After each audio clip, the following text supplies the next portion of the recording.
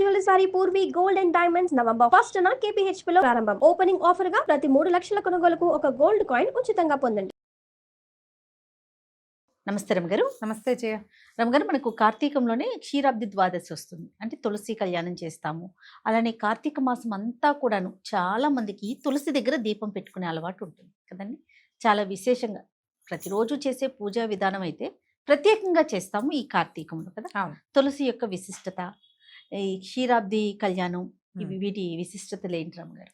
మామూలుగా 2 ఏకాదశులు వస్తాయి ప్రతి నెలలో కదా. అవునండి. ప్రతి నెలలో వచ్చే 2 ఏకాదశులకి జనరల్గా అందరం ఉపవాసం ఉండటము, ద్వాదశి నాడు భోజనం చేయటము మనకు విధానంగా కనపడుతుంది.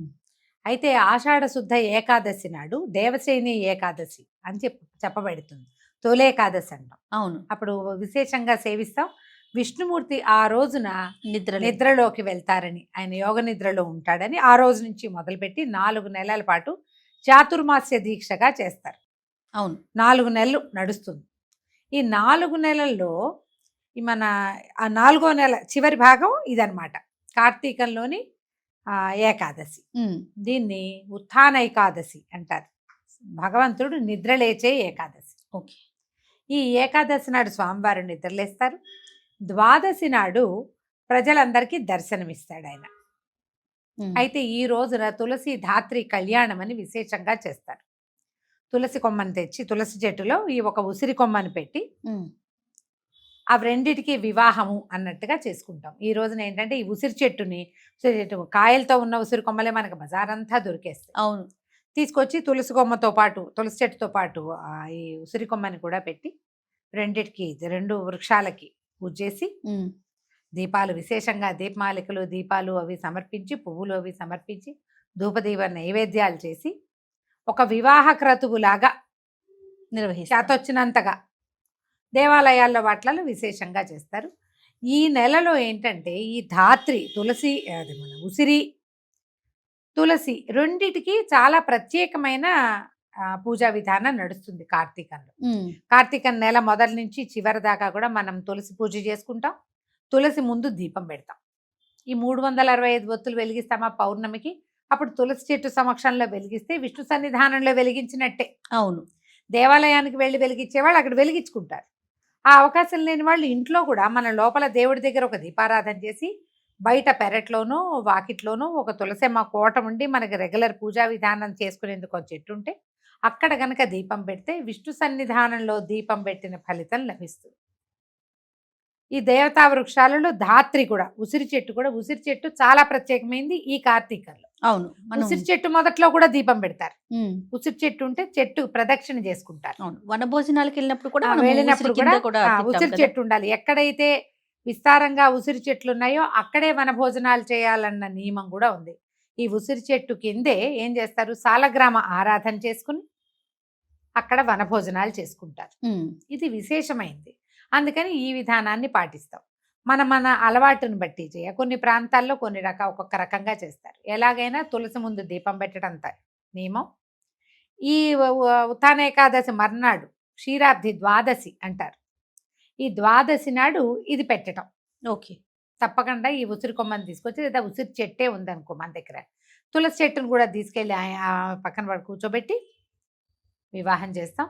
ఇది చాలా ప్రత్యేకమైన రోజుగా చెప్పబడుతుంది. మనం ఏకాదశులు ఏవి పాటించినా పాటించకపోయినా, ఒకటి తొలేకాదశి, రెండోది హరిబోధిని ఏకాదశి, 2 పాటిస్తారు.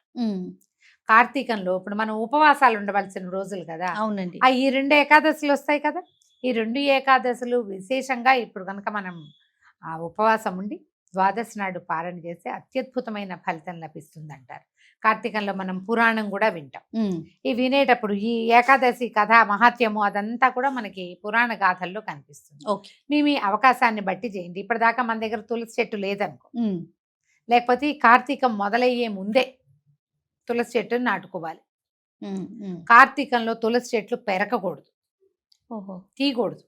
అదే కష్టం వస్తుంది అనమాట. పూజింపదగిన రోజులు కాబట్టి ముందే తెచ్చి పెట్టేసుకోవాలి. ఎవరికైనా తులసి చెట్టు దానం చేయటం చాలా మంచిది. ఇప్పుడంటే పెక్కకూడదు కదా, ఎట్లా దానం చేస్తాం, ఇది ఒక పాయింట్ వస్తుంది. మనం ముందే ఏదైనా చిన్న చిన్న కుండీలలో డబ్బాలలో వేసి పెట్టామనుకో చక్కగా మొక్క ఇంత అవుతుంది. ఈ రోజున పూజ చేసుకుని చక్కగా అందరికి తలా ఒక తులసి మొక్క ఇవ్వండి, అబ్బో అత్యద్భుతమైన దానం.